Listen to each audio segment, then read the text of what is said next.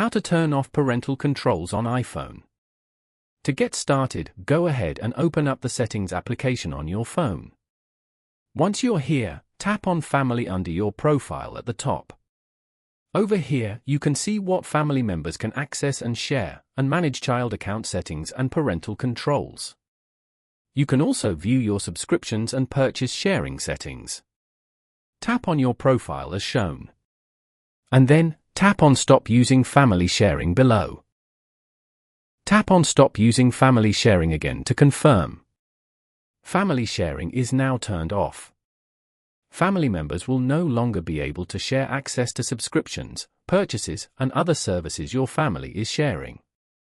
Following these steps, you can easily turn off parental controls on iPhone.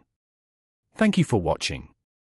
Please leave a like if this tutorial helped you, or leave a comment below if you have any questions related to the video.